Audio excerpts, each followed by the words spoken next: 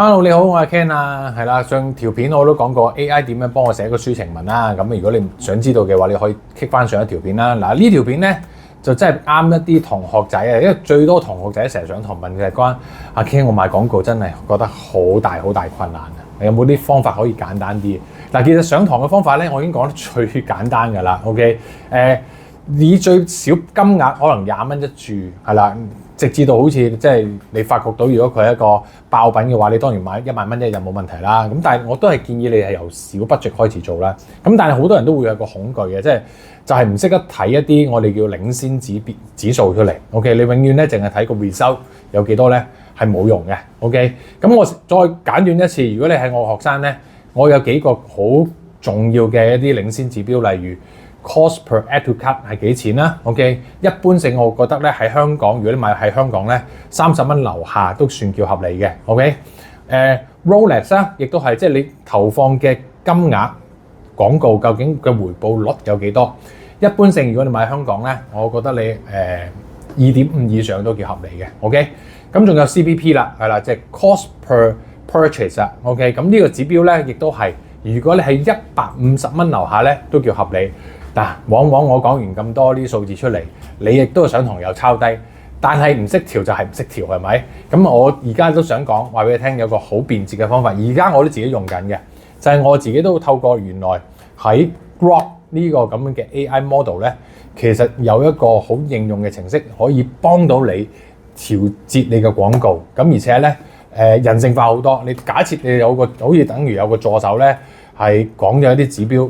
跟住去買就得㗎啦，咁所以希望咧跟住落嚟呢個 process 咧，如果你發覺你買廣告好大困難咧，一定唔好錯過。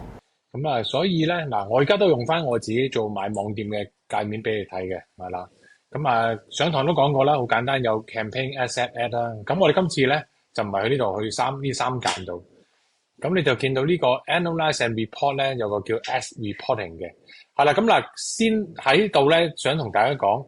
我哋係用英文界面去同大家解釋嘅，係啦，因為咧我都係用慣咗英文界面去做啦。咁啊，撳 S reporting 啦，咁你就見得到咧，我哋就要 create 一個 report 出嚟啦。咁你未必見到我咁多嘅 report name 嘅，因為你第一次做嘅話咧，你可能淨係做咗一次出嚟啦，係啦，咁就係再分析啦。咁呢啲 report name 你就打翻一個屬於自己今日生成嘅幾多號啦，例如今日係4月7號 ，OK， 2025年嘅 ，OK， 係啦，咁你就再打翻 Grok 啦，係啦，我攞去做 analyze 啦，咁啊揀翻自己 Ads Manager 啦，嗱，你都係嘅，正常你哋唔會有咁多 Ads account 嘅，咁我咧係有5個網店，所以咧我有5個 Ads Manager 啦，係啦，咁所以我今次揀我其中一個俾大家去做一個示範啦。咁撳完 create 之後咧，你就見到有3個界面出嚟啦。咁我哋就揀翻 pivot table 出嚟啦，係啦。咁呢度咧就係啦，我哋要揀翻咧你想 analyze 嗰個日期啦，係啦。例如我想7日嘅、14日嘅，係啦。又或者我試下先，係啦，去翻再耐啲啦，2024年5月整個5月啦 ，OK。咁就生成咗咁多 report 出嚟啦。咁我就想 AI 會俾我哋咁多分析啦，就睇咗成個月嘅日期出嚟啦。咁我撳 update 啦，係啦 breakdown 嗰邊咧就最好上用個堂先啦，因為我上堂都有講過俾你聽嘅啲咩指標係有用嘅。咁例如你嘅 SLAM 啦，係啦，因為呢個係俾個 AI 知道究竟你邊個廣告係想佢幫你分析噶嘛，係啦。咁然之後就會再揀翻一啲例如年紀啦 ，gender 即係性別啦。仲可以揀campaign ID 啦，係啦，你見到呢扎咧，你就剔一剔啦，係啦，咁啊冇嘢就需要噶啦，我哋再揀埋個 matrix 啦，例如比較重要就係 link 啦、CPC 啦、CPM 啦，咁 result 佢都有啦，係啦。係啦，咁你呢個界面如果唔熟咧，就照抄呢個界面就得噶啦。咁然之後 occupy 呢個就識咗佢啦 ，OK。係啦 ，cost per result 你都知道我再重意呢樣嘢啦。咁啊，as delivery 都係佢係咪有冇去到啦 ？asset delivery 啦 ，campaign delivery 啦。嗱，好多我上堂冇講嗰啲指標咧，你生成多啲冇問題嘅。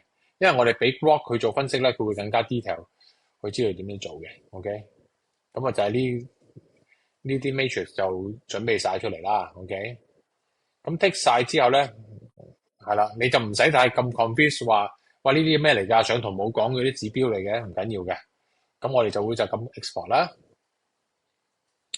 又再寫翻個 report 名出嚟啦，係啦。咁呢個 format 咧就會用一個 Excel 嚟做一個 format 出嚟嘅，係啦。咁啊，例如我哋就 report 翻係2024年成個5月啦，係啦。咁我哋就係 Grok 嘅分析啦，係啦。你就揀翻 formatted data table 啦。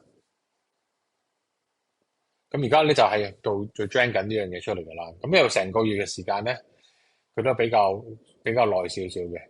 咁如果你話7日，通常係分零鐘咯，係啦，或者14日都可能係2分鐘到咁上下咯。即係越短時間，咁佢就會越少啦，係啦。咁好快啫，我哋 real time 會見到個 report 出嚟啦，係啦。咁我哋就去 Grok 啦，係啦。咁呢個工具咧，佢亦都係似我哋用開嘅 DeepSeek 啊，或者 ChatGPT 咁樣啦。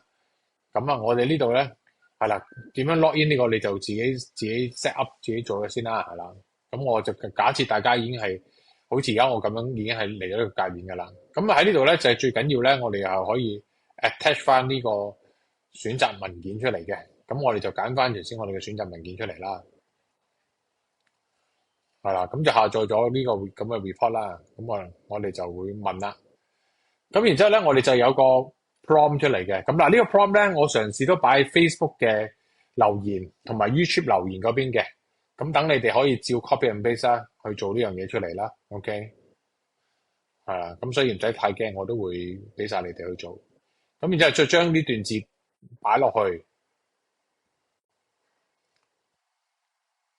係啦。咁記住係 attach 咗啦，係啦。咁然之後你等佢去 gen 啦。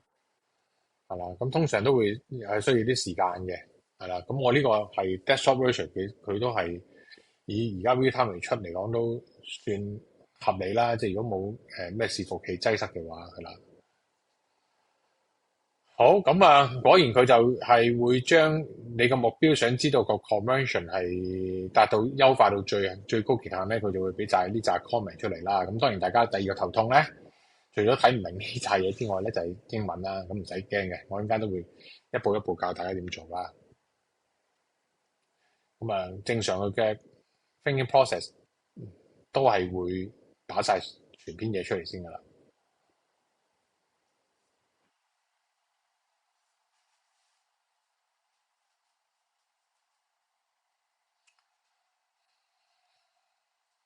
好，咁啊，俾啲耐性，咁啊，通常就係啦，差唔多啦。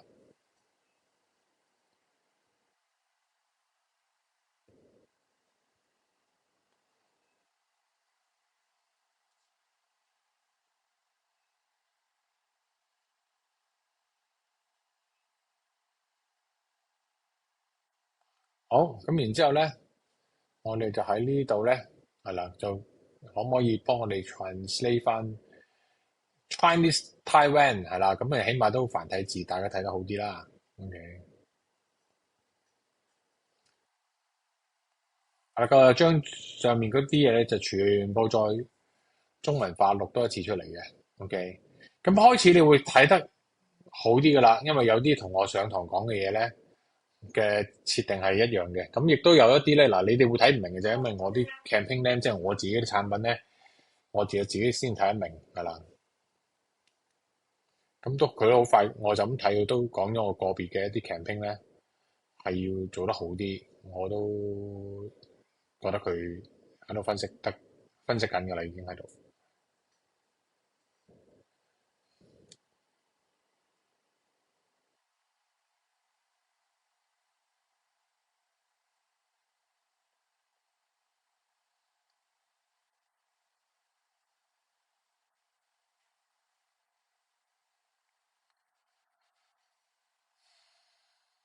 好，咁最主要都係睇翻佢 summary 啦，係啦，同埋係啦，咁佢講嘅嘢咧，我就咁睇有兩個產品咧，係我買廣告買得係最多 budget 嘅啫，OVO Fit Shoes 啊，同埋有個唇膏嘅。OK，咁根據翻呢一度咧，你會見到個數據概覽啦，係啦，大致上呢啲 campaign 係做得好啦，同埋轉換數做得好啦，係啦，咁呢度你都可以即係好似一個 assistant 即係咁得個知字啦。OK，咁啊績效分析啦，係啦，個別嘅 campaign 真係邊個係好咧？係啦，邊啲賣得唔好咧？係啦，你都記得我之前所講嘅嘢啦。咁有啲異常情況咧，甚至乎佢都會好 detail 咁樣講到佢個年紀咧，佢要作出調整嘅。咁啊，受眾統測亦都係，你會知道咧，其實乜嘢年齡層係最強啦。即係 general，我都多數係老人家為主啦，後生就唔得啦，係啦。咁啊，女性啊多過男性啦，呢啲都係望夠正常啦。呢度都係知道佢嘅 insight 係咪啱啦。OK。咁可以你將佢講嘅性別同埋 gender 咧，你再要俾多個 creative 佢嘅。咁啊，再跟住咧，係啦。咁再之後咧，你就可以將多一個有冇一個廣告優化係啦，因為我哋最大嘅目標咧就係希望 Grok 咧俾一個最好嘅 suggestion 你，究竟我點樣去 focus 定去做好呢個廣告優化啊嘛，係咪？咁你會見到套佢會做嘅。嗱，咁果然啦，喺我呢個 Ads Manager 買咗10個 campaign 裏面咧，佢就好針對我呢一兩個產品應該要點樣做。OK，咁你會見得到佢會有個 budget 俾咗我啦，幾多啦，係啦，優化喺邊啲位度啦，佢都會好清晰去講咗出嚟。咁可以避免到你咧，就算你唔係好明我成日所講 cost per add card 係幾多啊 ，Rolex 係幾多啊？嗱，經過頭先幾個 process 啦，你首先要生成個 Excel 啦，然之後將 Excel 擺落去 Grok 啦，咁 Grok 然之後就好似一個助手啦，我覺得係叫做就建議你買乜你就跟住買乜啦。OK，咁但係我都希望你有幾個建議嘅，就係我喺開場嗰時候都講過3個指標。OK，雖然咧 Grok 以作為一個網店店主，佢知道你嘅目的係要提升你嘅轉化率咧。